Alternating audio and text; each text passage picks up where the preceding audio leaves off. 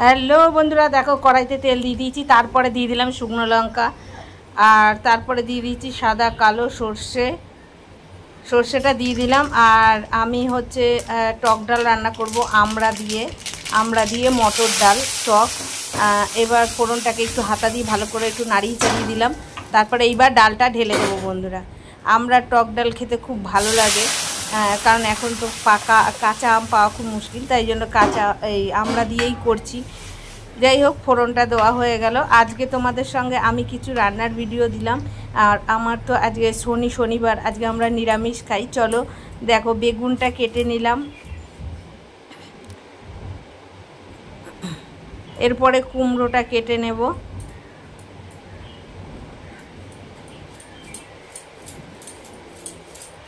জানি না হট করে ফেসবুকে আমার রিচটা কেন এত ডাউন হয়ে গেল। আমি তো এমনিই নতুন, তার মধ্যে আরোই যদি রিচটা ডাউন হয়ে যায় তাহলে তো আরোই কিছুই হবে না। যাই হোক, তাও মানুষ বলে আশায় বুকে বাঁধে বাসা, তা ওরকমই কিছুটা রয়েছি। চলো, কুমড়োগুলো আমার প্রায় কাটা হয়ে গেছে। আর আজকে তো রান্নার তোমরা দেখতেই পাচ্ছ, টক ডাল হলো, বেগুন ভাজা। এবার এগুলো আমি সব ধুয়ে নেব, কাটা হয়ে গেছে বন্ধুরা। আর এই দেখো, নুন হলুদ সব মাখিয়ে নিলাম। মাখিয়ে নিয়ে তার মধ্যে আরেকটা কাজ করতে হবে, বেগুনগুলোকে আলাদা করতে হবে বন্ধুরা। কারণ আমরা বেগুনগুলোকে আলাদা করব কেন, কুমড়োতে আমরা একটু চিনি মাখিয়ে দিই, খেতে খুব স্বাদ হয়। এই দেখো, চিনিটা মাখিয়ে দিলাম আর বেগুনটা আলাদা করে রাখলাম। চলো এবার কুমড়োটা ভাজতে বসিয়ে দিই, তেল দিয়ে ভাজতে বসিয়ে দিলাম। যাই হোক, যেটা বলছিলাম, কি যে করব ভেবে পাচ্ছি না। হ্যাঁ, নতুন, এখনও পর্যন্ত আমার 100 থেকে 150 ফলোয়ার। কি করব জানি না, আর কিছু হবে কি না সেটাও জানি না। যাই হোক, ভাজা হয়ে গেল, কুমড়োগুলো তুলে নিয়ে বেগুনগুলোকে ছেড়ে দিলাম বন্ধুরা। আর এই দিকে যত সবজি কেটেছিলাম, সেই কিছু খোসা পড়েছিল, সেগুলো বন্ধুরা তুলে নিয়ে, আমার ঘরে একটা ডাস্টবিন বালতি থাকে, মানে সব সময় তো বাইরে বেরোনো যায় না, ওই জন্য এই ডাস্টবিন বালতিটার মধ্যে ময়লাটা ফেলি, আর সকাল হলে ময়লাটা নিয়ে যায়, বালতিটা আবার ধুয়ে মেজে রেখে দিই, কারণ ঘরের মধ্যে রাখা হয় তো, নোংরা রাখলে বিশ্রী লাগে। আর এই দেখো, শিলপাটা পেতে নিয়েছি, আর এর মধ্যে আমি নিয়ে নেবো হচ্ছে জিরে।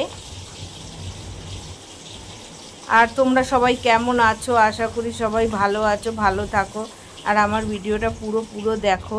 আর এই দেখো, কাঁচা লঙ্কা নিয়ে নেবো বন্ধুরা। জিরে আর কাঁচা লঙ্কা দিয়ে আমি কচুরলতি করব বন্ধুরা। কারণ হ্যাঁ, এটা হয়তো তোমরা বলতে পারো যে জিরে আর কাঁচা লঙ্কা দিয়ে কচুরলতিটা খেতে কেমন লাগবে। তার মধ্যে দেখতে পাচ্ছ আমার মাথায় একটা ন্যাকড়া বাঁধা রয়েছে, এটা ওড়না, আমার মাথা ঘষেছি তাই জন্য। আর এই দেখো, এখানে আমার শাশুড়ি কচুরলতি কেটে দিচ্ছে, আর সব ভাজা হয়ে গেল। দেখো, কচুরলতিটার মধ্যে এবার নুন দিয়ে দিলাম, নুন দিয়ে তারপরে হলুদ দিয়ে দিলাম, তারপরে দিয়ে দেবো একটু কাঁচা তেল দিয়ে তারপরে দেখো জিরে আর লঙ্কাটা যে বেটেছিলাম সেইটা ওর মধ্যে দিয়ে দেবো, দিয়ে ভালো করে নাড়িয়ে চাড়িয়ে মেখে নেব বন্ধুরা। মেখে নিয়ে তারপরে যেটা বলতে যাচ্ছিলাম, হট করে দেখি ফেসবুকে আমার রিচটা কমে গেছে, আমার ফলোয়ারটাও কম। যাই হোক, এবার কি হবে জানি না, তাও তোমরা সাথে থেকো, এইটুকানি মনের আশা। আর এই দেখো, আমি এখন কালো জিরা একটু ফোড়ন দিয়ে দেবো।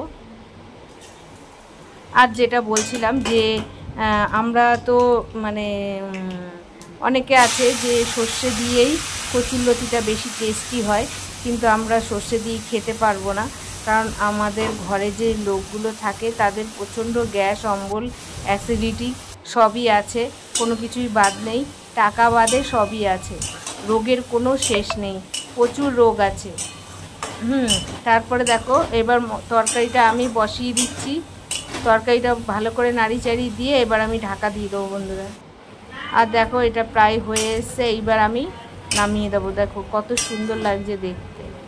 যাই হোক, সবসময় যে সর্ষে দিয়েই খেতে হবে এর কোনো মানে নেই, সর্ষে ছাড়াও ভালো লাগে, কত জিনিস আছে। তাই জন্য দেখো, সেদ্ধ হয়ে গেছে, এবার আমি নামিয়ে ফেলবো। যাই হোক, আজকের ভিডিওটা হয়তো তোমাদের এইটুকানি রাখলাম।